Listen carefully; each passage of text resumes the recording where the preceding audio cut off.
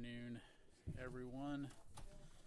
Just a few things at the top here, and then we'll get right to your questions. As you know, in response to continuing attacks against U.S. forces, to include the attack in northeastern Jordan on January 28th, which killed 3 U.S. service members, U.S. military forces conducted strikes February 2nd on 7 facilities in Iraq and Syria, which included more than 85 targets that Iran's Islamic Revolutionary Guard Corps and affiliated militias have used to attack U.S. forces. The facilities struck included command and control operations centers, intelligence centers, rockets, missiles, unmanned aerial vehicle storage, and logistics and munitions supply chain facilities. In Iraq, the targets were located in the vicinity of Al-Qaim and Akashat. In Syria, they were in the vicinity of Al-Bam, Dawazir, and Al-Mayadin. Although we continue to evaluate, we currently assess that we had good effects and that the strikes destroyed or functionally damaged more than 80 targets at the 7 facilities.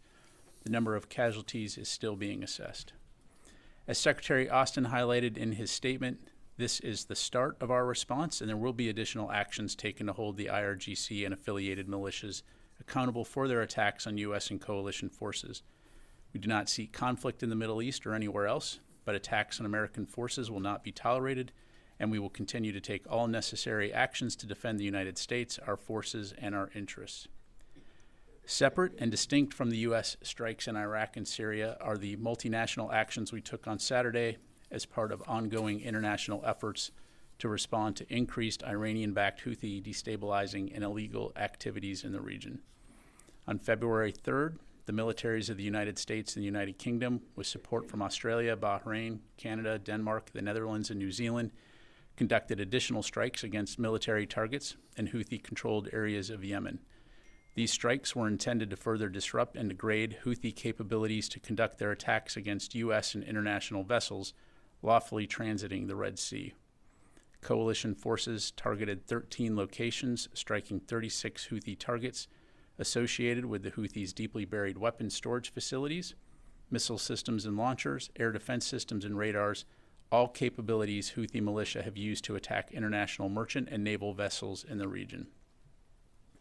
As Secretary Austin said, this collective action sends a clear message to the Houthis that they will continue to bear further consequences if they do not end their illegal attacks. The U.S. has also taken unilateral action in self-defense to destroy missile launchers loaded to be fired and unmanned surface vessels prepared for employment by the Houthis, which posed an imminent threat to merchant vessels and U.S. Navy ships in the region, as well as intercepting missiles and attack drones fired at ships in the Red Sea. Again, the U.S. does not want escalation, and these strikes are directly in response to the actions by the Iranian-backed Houthis. However, we will not hesitate to defend lives and the free flow of commerce in one of the world's most critical waterways. Shifting gears, Deputy Secretary of Defense Kathleen Hicks presided over the U.S. Northern Command change of command ceremony today in Colorado Springs to honor General Glenn Van Herk for his 3 decades of military service and leadership, and to welcome General Greg Yeo as the next commander of U.S. NORTHCOM and the North American Aerospace Defense Command, or NORAD. She was accompanied by Canadian Minister of National Defense, the Honorable Bill Blair, who oversaw the NORAD change of command, as well as Chairman of the Joint Chiefs of Staff, General C.Q. Brown, Jr., and Chief of the Defense Staff of the Canadian Armed Forces, General Wayne Eyre. Together, NORTHCOM and NORAD are central to our strong military and ability to defend the homeland, whether it's joint training, education, humanitarian assistance, disaster response, maritime domain awareness, or cyber defense. The NORTHCOM and NORAD Unified Command enhances our common security and deepens our ties to our closest neighbors. Also, U.S. Space Command will host the Global Sentinel annual 2-week capstone event starting today through February 16 at Vandenberg Space Force Base, California. Global Sentinel is U.S. Space Command's premier security cooperation effort designed to strengthen and grow international partnerships, improve operational collaboration, and promote responsible behavior in the space domain. Space operators from 25 nations around the world will collaborate during the 2 weeks, with each participating nation embedded in a regional space operations center while maintaining national command and control of their sensors for planning, tasking, and analysis.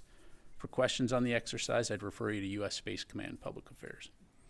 And finally, February marks the beginning of Black History Month, which provides a unique opportunity for the department, our service members, and our nation to celebrate the contributions, achievements, and brave service of Black Americans. Our military and civilian workforce is strong, diverse, and always ready to defend our nation, our allies, and our interests against modern threats.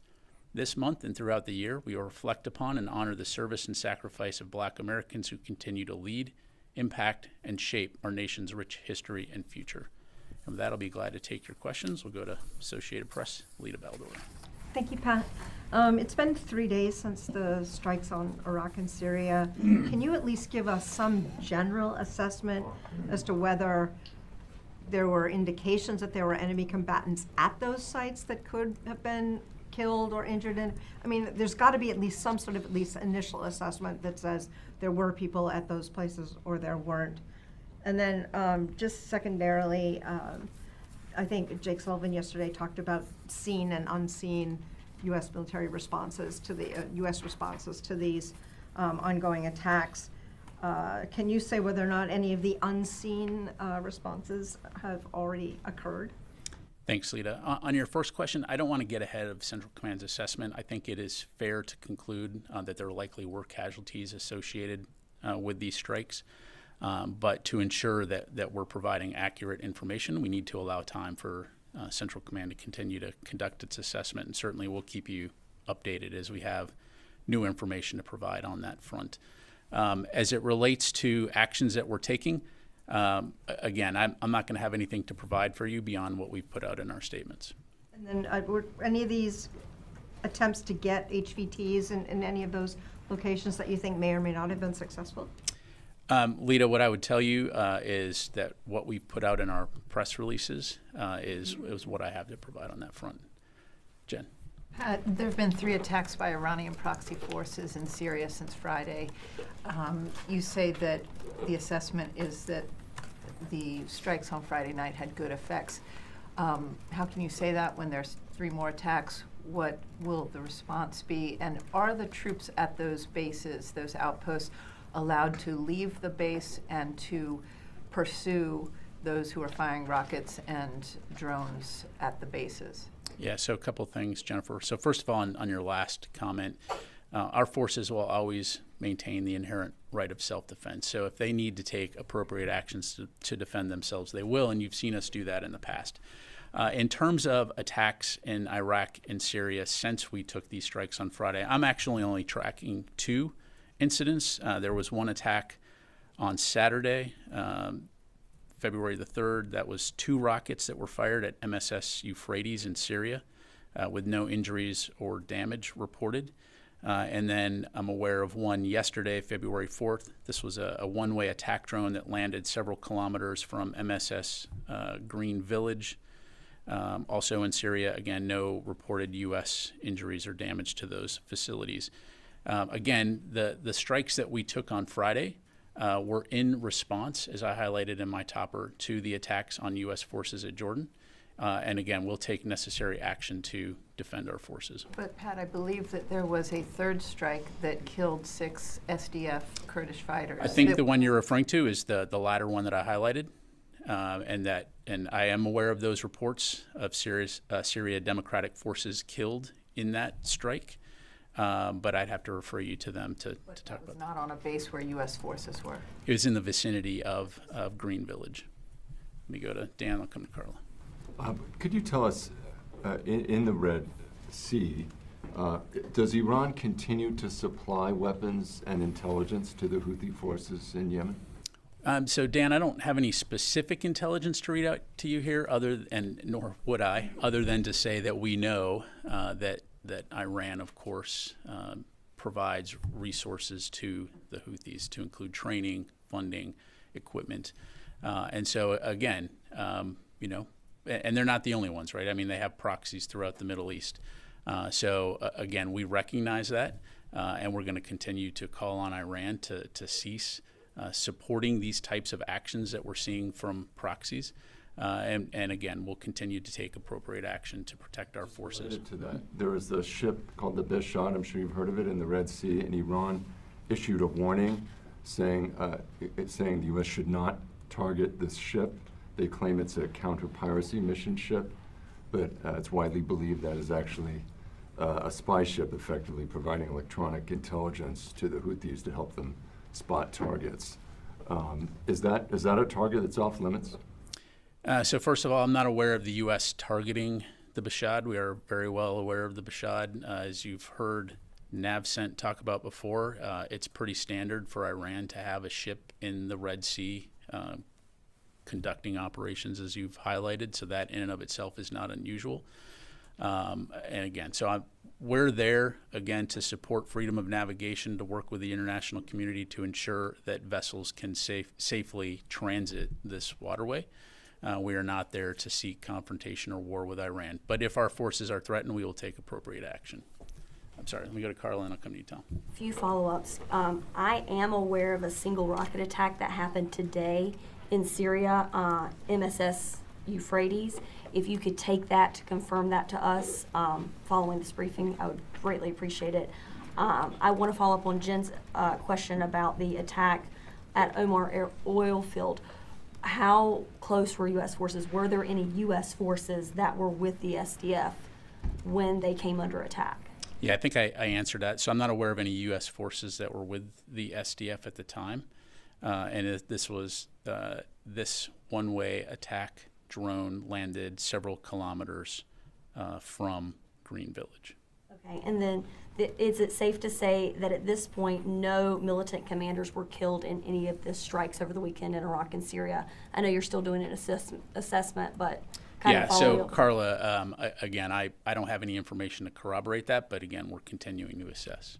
Okay, and then finally, with the two self-defense strikes that happened in Yemen where there were anti-ship missiles ready to launch, with the 3 attacks or 2 attacks, we're clearing that up, in Syria since the attacks in Iraq and Syria that the U.S. conducted. I'm sorry. Yeah, You're that's a crossing lot. streams here. That's 5 attacks. Is it safe to say Are you that talking about Iraq and Syria or Yemen? all of them? Is it safe to say that deterrence against Iranian-backed proxies in Yemen and Iraq and Syria is not working at this point? Because there were 2 rounds of strikes, and both of those proxy sets are still striking American forces or still trying to strike American forces in international shipping lanes.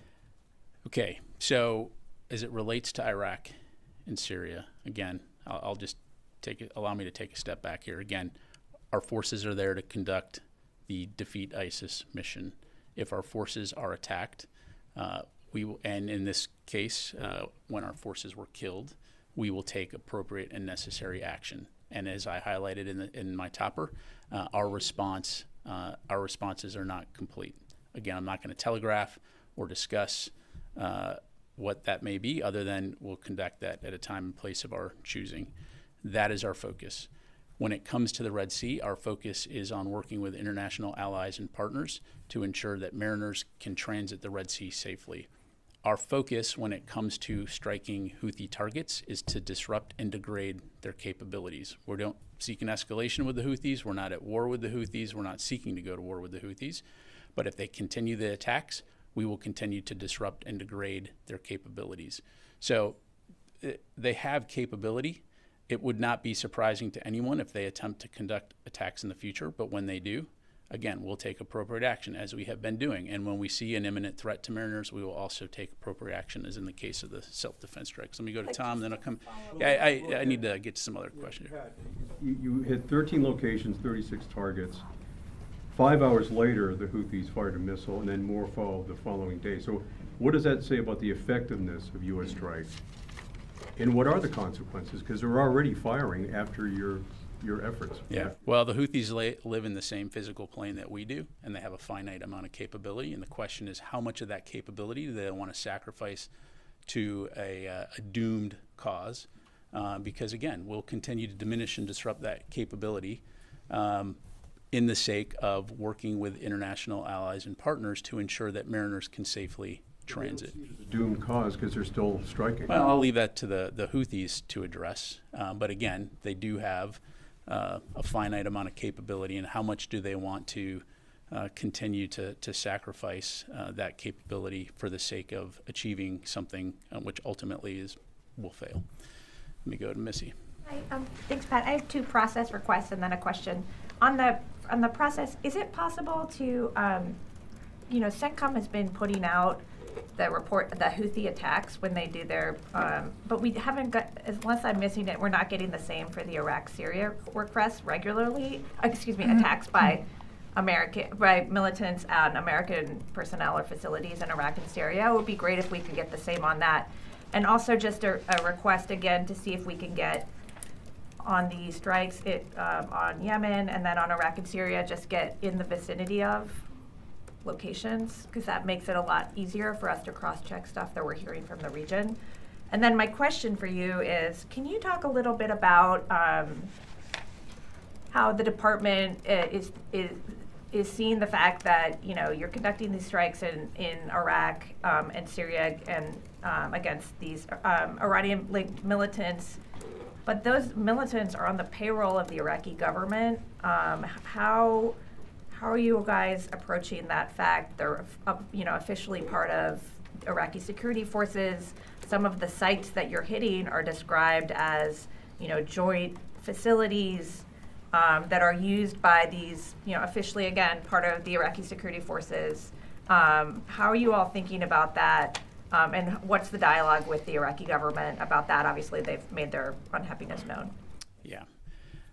So, recognizing some of what you have probably seen in regional reporting and social media, what I would tell you is that as we conduct these strikes, we are very focused on Iranian-backed proxy groups and not PMF. Again, that is our focus. It's not on striking ISF or Iraqi security forces or personnel that are part of the legitimate Iraqi security forces. So that includes groups like Kata'ib Hezbollah, Han, which we've talked about, and again, folks or militants that are associated with the IRGC. And so as we conduct our planning and our targeting and our operations, it is very deliberate and it is very carefully calculated to strike those capabilities. What was the second part of your question? That was just the question. How do you draw that line? Because my understanding is that at least a good part of those groups are part of the PMF, which is officially now part of the Iraqi government. Again, we're striking terrorist groups that are supported by the IRGC. Well, that doesn't make sense. Which I think also are part of the PMF, though. Again, I'm gonna have high-level positions in the Iraqi government who are designated terrorists.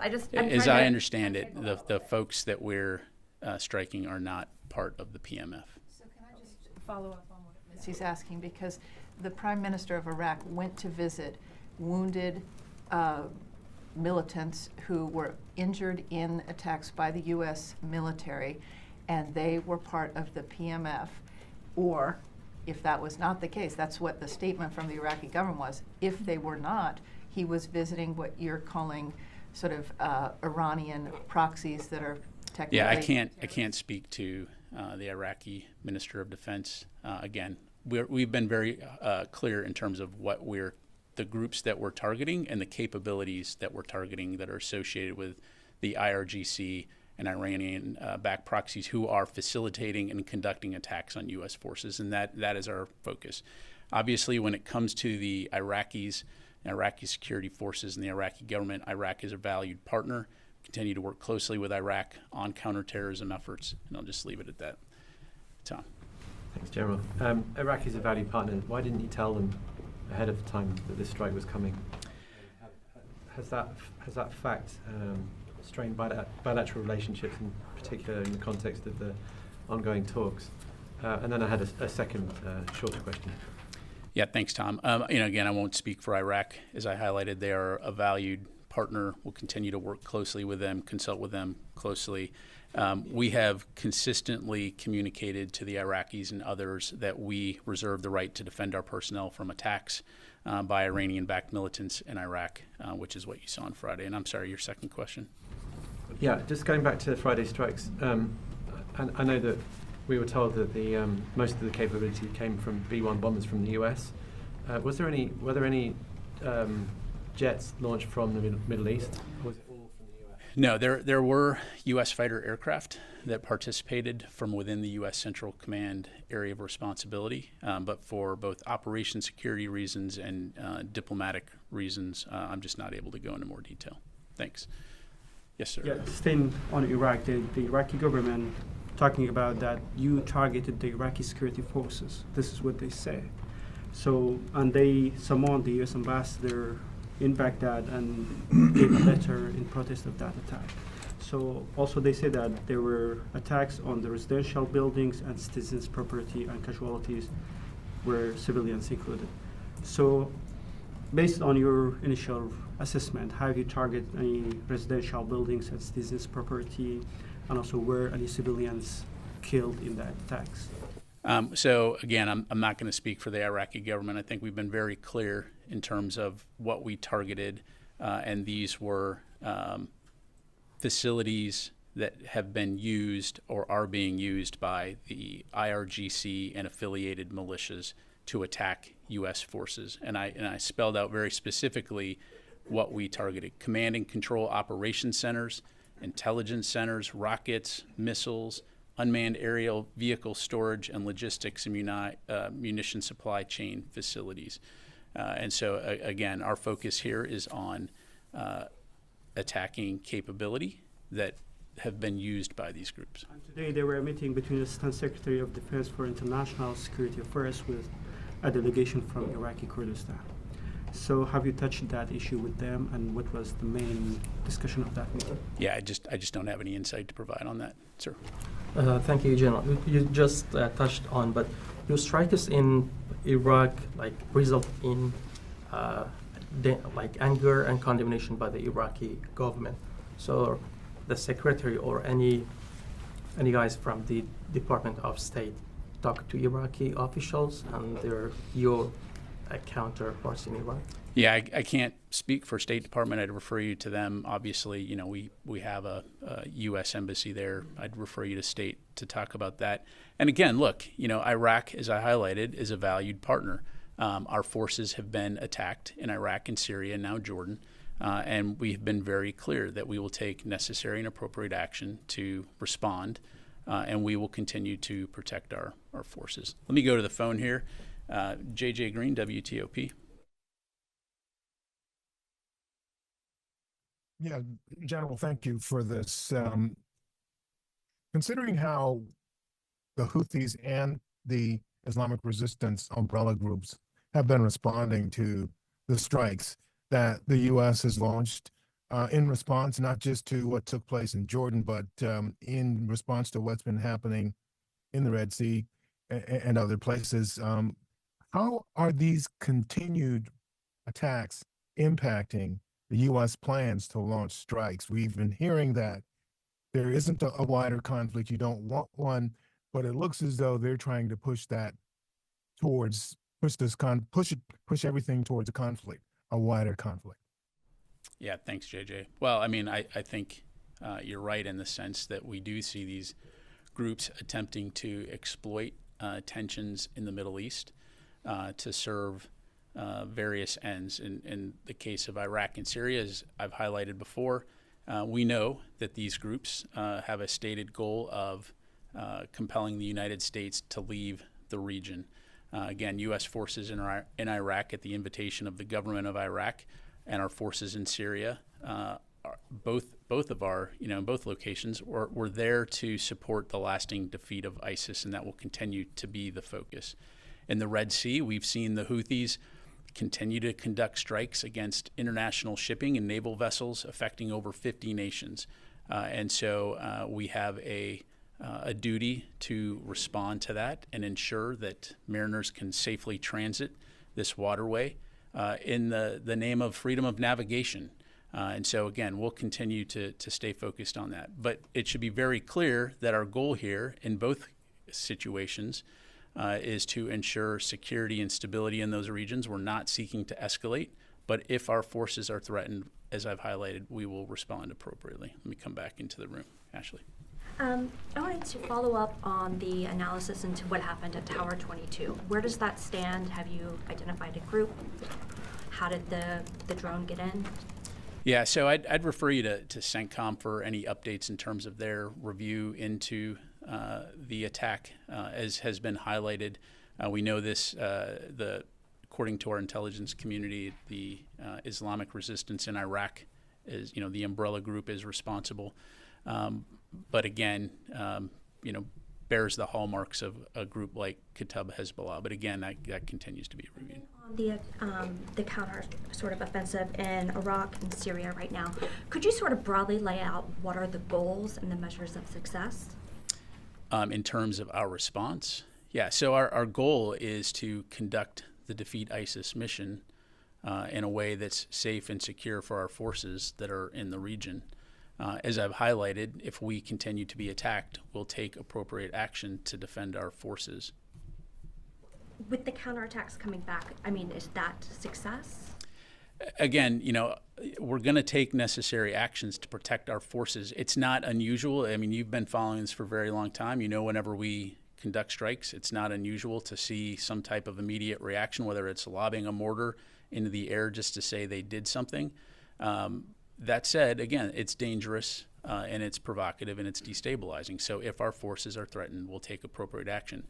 But to be clear, our goal is not to, okay, game on, let's just do this and go, full-scale war against Iranian proxy groups in Iraq and Syria. That's not what we're there for. We're there to conduct the mission in support of the defeat of ISIS. So, again, I've already highlighted what our focus is. Laura. Thank you. Can you please tell us, did any Iranians die in the attacks on Friday? So, Laura, as I understand it, CENTCOM is continuing to assess, but initial indications are we're not aware of any Iranians killed. But again, we'll continue to analyze, and as we have updates, we'll let you know. Oren? Second question. The U.S. officials have said there will be more, or the response will be continuing to the attack in Jordan. Are you, the Pentagon, planning for a long-term campaign in Iraq and Syria? So no, as I understand it, that's not the case. But again, I'm not going to get into specifics on what future operations could look like, other than to say they will be at a time and place of our choosing. Oren? You've now conducted 3 joint strikes on Houthi targets with the UK and a growing number of unilateral strikes. Given that Houthi attacks continue, can you say what the assessment is on how much of their weaponry you've been able to take away to this point? And then just one question, CENTCOM said on Saturday or after the strikes on Yemen that they struck facilities deep underground. Can you say what type of munition was used in that case, and if it's the first time we've seen that? Yeah, thanks, Oren. On your latter question, no, I'm not going to get into the specific weaponeering for our targeting. And then in terms of the degradation of capability, I don't have any statistics to pass along to you today, but certainly understand the interest in that. And as we have that information to provide, we certainly will. All that to say, as you highlighted, the 3 coalition strikes, plus at this point 14 U.S. unilateral strikes in self-defense, all add up to what we believe is degrading a significant amount of capability. Again, toward the end of disrupting and degrading their capability to conduct these kinds of attacks. So let me do a couple from the phone here. Howard Altman. Hey, thanks, Pat. Couple of things. Are you tracking any civilian casualties in the strikes from Friday night?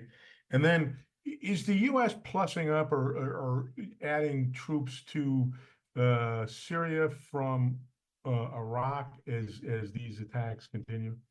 Yeah, thanks, Howard. I'm not aware of any. I don't have anything to announce in terms of force posture changes at this time. And then in terms of civilian casualties, again, CENTCOM continues to assess, and as we have more information to provide, we'll be sure to let you know.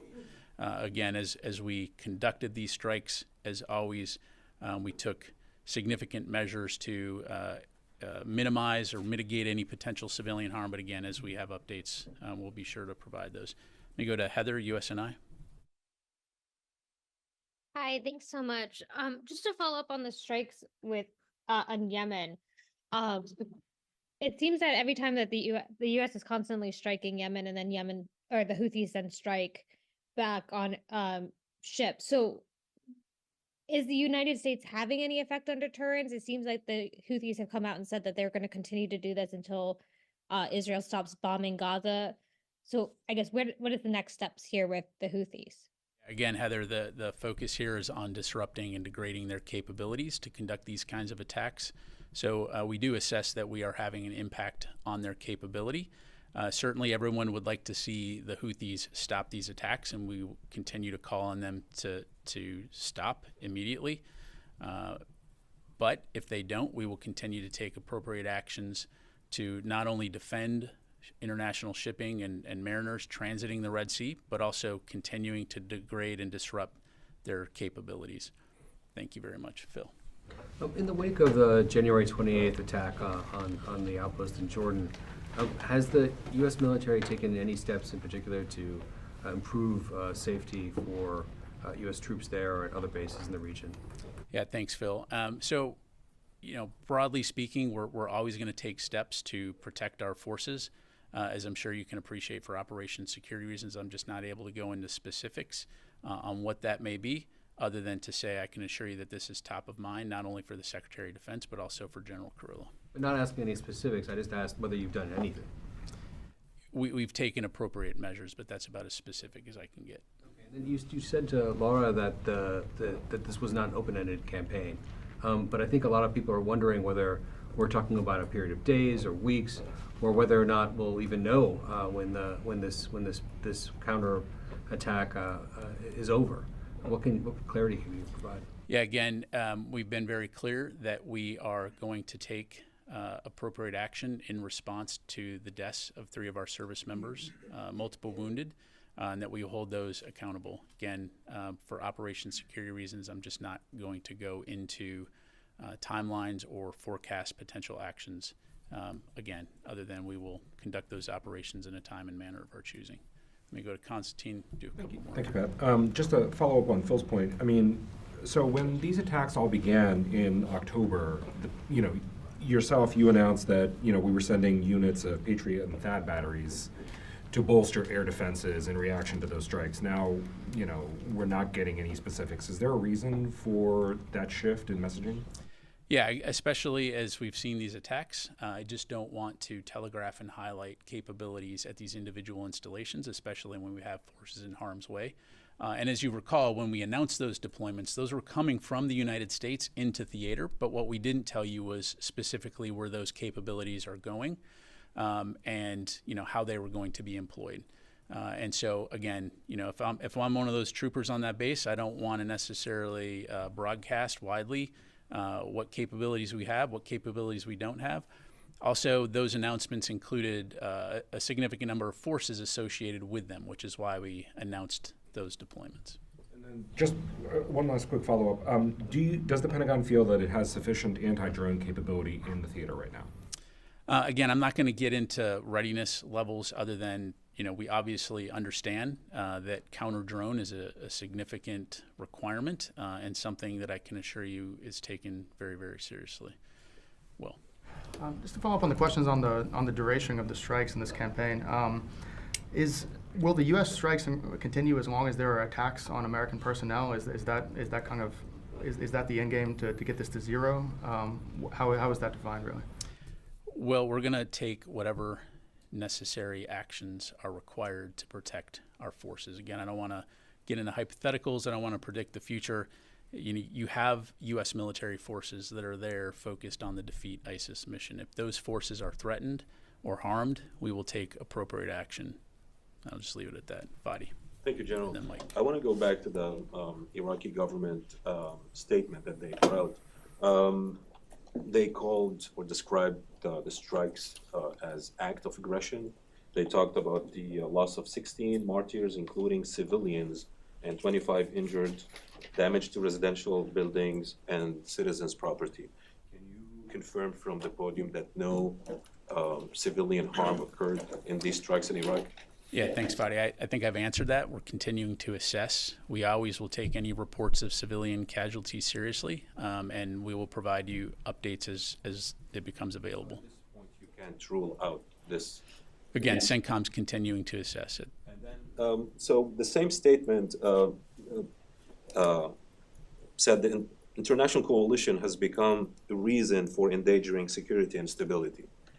Despite this protest from the Iraqi government and their assertion that what happened on Friday was targeting security forces, the same security forces that the Iraqi prime minister visited in the hospital. And despite the warning that these actions endanger the stability of Iraq, are you saying that the U.S. will continue strikes inside Iraq? Fadi, again, I can't speak for the government of Iraq. I'd refer you to them, obviously. When it comes to our operations and what we targeted and what we struck, I think I've been very clear what that is. And again, I'll emphasize that we greatly value Iraq as a partner. Their security and stability is vital to the broader region, and we'll continue to work closely with our Iraqi partners and continue to consult closely with them. But as we've said before, if our forces are threatened or harmed, we have to take appropriate action, and will take appropriate action going forward. Let me go to Mike, and I'll come to Wafa. Yes, sir. Thanks, Pat. Have you noticed any improvement in the commercial shipping situation in Aden, the Red Sea, since the United States has been conducting these retaliatory strikes against the Houthis? Yeah, Mike, I don't have any data in front of me in terms of commercial shipping rates. I'm sure that commercial firms could provide that. I will tell you that NAVCENT regularly communicates with those shipping houses to ensure that we understand what their needs are, what their concerns are as we conduct Operation Prosperity Guardian.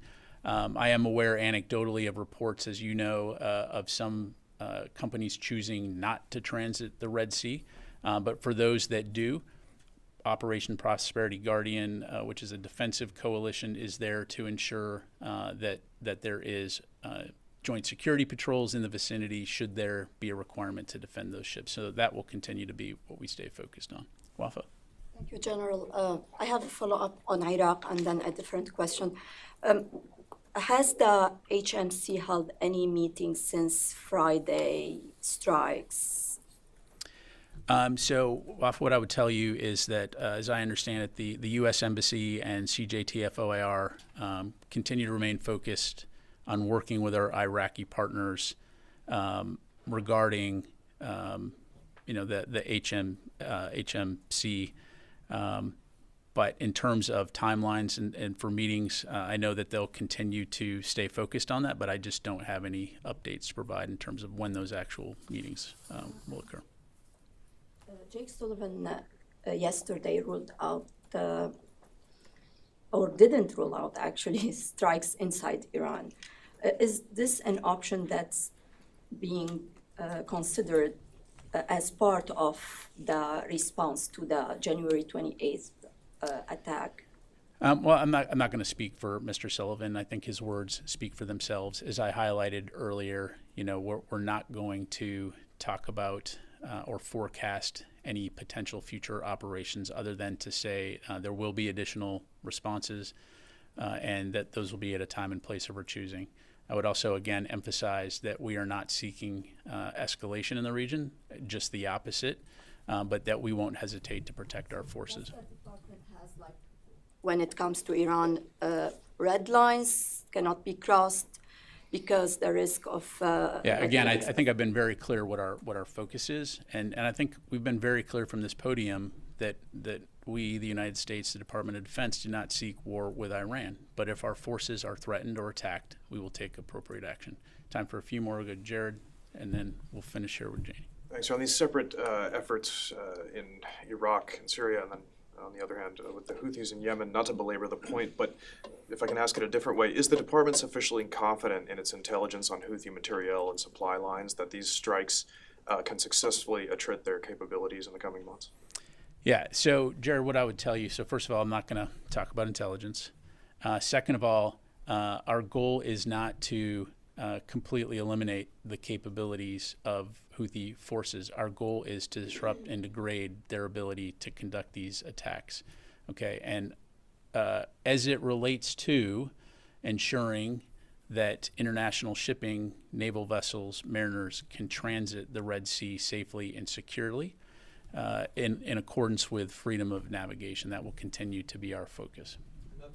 split hairs here, but is that precisely the same approach the department is taking in Iraq? Or, if these attacks in Iraq continue, do you anticipate perhaps an expansion of the scope of U.S. strikes?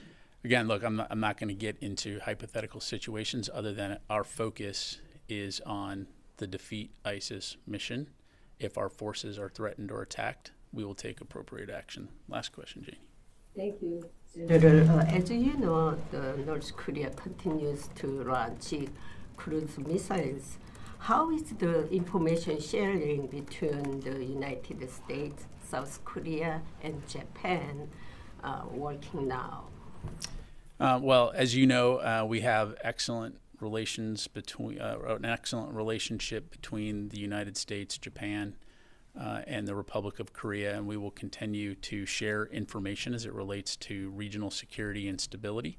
And I'll just leave it there. Do you also completely tracking North Korea's missile launches recently? Look, I'm not going to get into intelligence, but clearly, we keep a very close eye on the region. And as always, we will continue to consult closely with our allies and our partners in the region. Thank you. Thanks very much, everybody.